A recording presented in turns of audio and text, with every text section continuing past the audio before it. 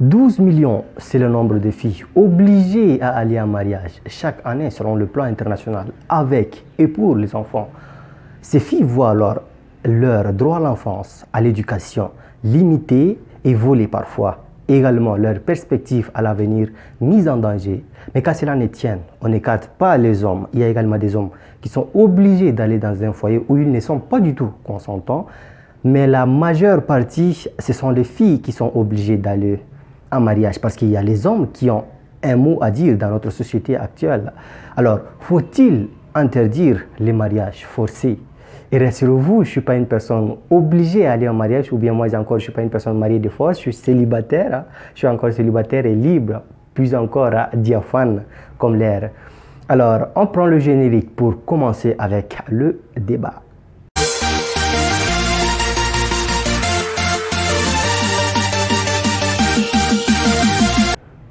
Who would like to be forcibly married?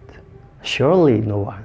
Alors, loin d'être chatémite et vouloir débagouler de la cacophonie pour vous donner un sentiment de déréliction, croyez-moi, un mariage, forcer un mariage sous une contrainte, sous une quelconque pression, est tout simplement un mariage voué non seulement à l'échec, mais surtout à s'engloutir dans des ténèbres problématiques sans début ni fin.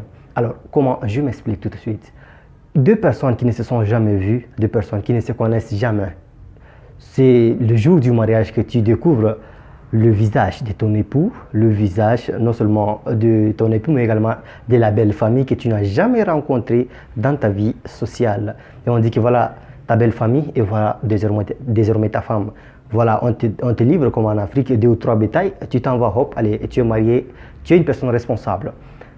Tout de même du côté de la fille, elle n'a jamais vu la personne avec qui elle va passer le restant de sa vie, parce que la majeure partie des filles mariées en Afrique ici sont parfois à l'âge de 8 ans, à l'âge de 10 ans. On peut prendre le cas de la Tanzanie, le Maroc, la Tunisie, pourquoi pas en Afrique centrale également, ici pas mal de pays qui envoient leurs filles dès le bas âge. Ceci étant dit, le mariage forcé est une violence. Alors, par violence, il ne faut pas absolument entendre la violence physique qu'on exerce sur une personne, mais il y a également la violence morale, la violence psychique. Une violence morale ne peut ne pas être de façon directe en public. On peut facilement à la maison vous terroriser, on vous dit si tu ne maries pas telle personne, tu verras des choses que tu n'as jamais vues, des atrocités que tu n'as jamais vécues avant cela. Mais qu'à cela ne tienne, les parents ont parfois-ils raison d'envoyer leurs filles et leurs garçons en mariage, et moi je me concentre beaucoup plus sur le cas des filles, parce que comme je l'ai dit à l'intro, le nombre est beaucoup plus élevé plutôt dans le cadre des filles, parce que dans notre domaine ici, en Afrique, on se connaît tout, hein?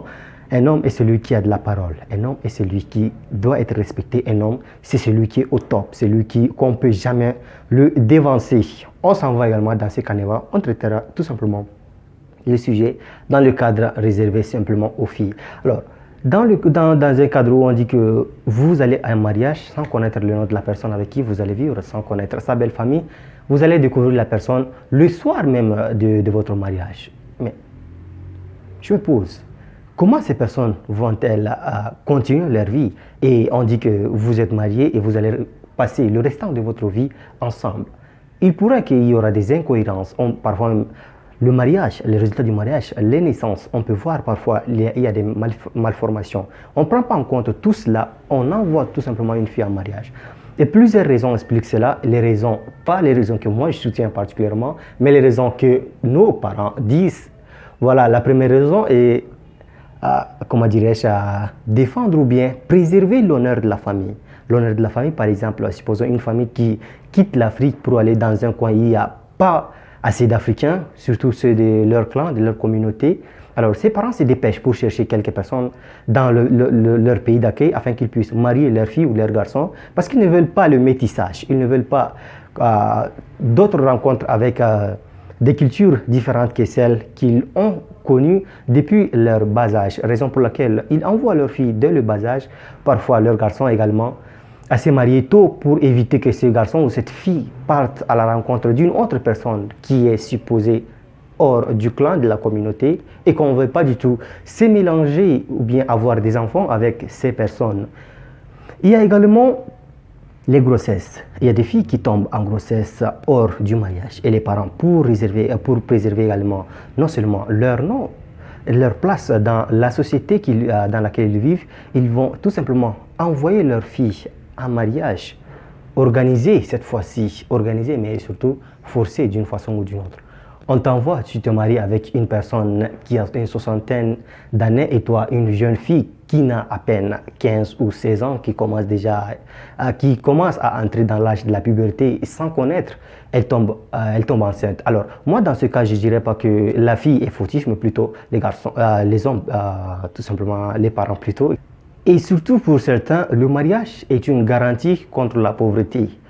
Dans le plus de 80% des familles qui vivent sous la pauvreté, ils envoient beaucoup plus leurs filles dès le bas âge au mariage, quel qu'en soit l'âge de la fille, eux ils s'en foutent. Le réel problème pour eux est qu'ils vont vivre étant donné des parents avec des enfants sous la pauvreté, ils préfèrent envoyer leur plus jeune fille en mariage avec une personne âgée, quel qu'en soit son âge, hein, deuxième âge, troisième âge, même si c'est le dernier âge. Le plus important est qu'elles partent en mariage avec cet homme et dès que cet homme a leur fille, ils peuvent facilement réclamer tout ce qu'ils veulent pour assurer leur survie. Ce qui n'est pas du tout à cautionner dans notre vie actuelle et également ce que le droit ne cautionne pas du tout. Alors, la tradition à elle seule part non seulement à l'encontre de la religion, mais également du droit. La religion, j'ai été assez fouetté à l'école coranique, croyez-moi, pas parce que j'ai été têtu, mais je n'ai jamais entendu qu'il y a un verset qui dit que telle fille ou bien tel garçon à l'âge de tel, on doit l'obliger à aller en mariage, quel qu'en soit s'il est fautif ou non, on doit l'obliger. Moi, je n'ai pas encore vu. Si vous avez vu, vous pouvez peut-être me le dire. Hein.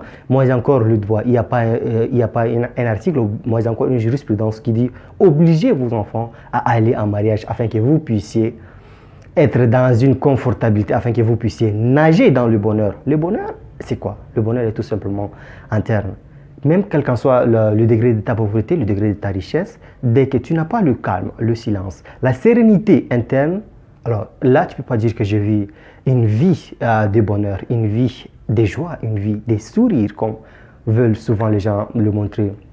Les milliardaires, quand vous les posez la question, ils disent que ce n'est pas l'argent qui fait le bonheur, contrairement à certaines personnes pauvres qui disent que non, c'est l'argent qui fait le bonheur. Alors, la preuve, la santé, on part pour se soigner avec l'argent. Si on veut visiter des endroits luxueux, c'est aussi l'argent. Quel qu'en soit ce qu'on veut faire, un déplacement, même si pour aller à la planète Mars, il faut de l'argent pour aller. Alors, ce n'est pas ça qui est dans la mentalité de la plupart des gens qui ont assez de moyens pour leur survie.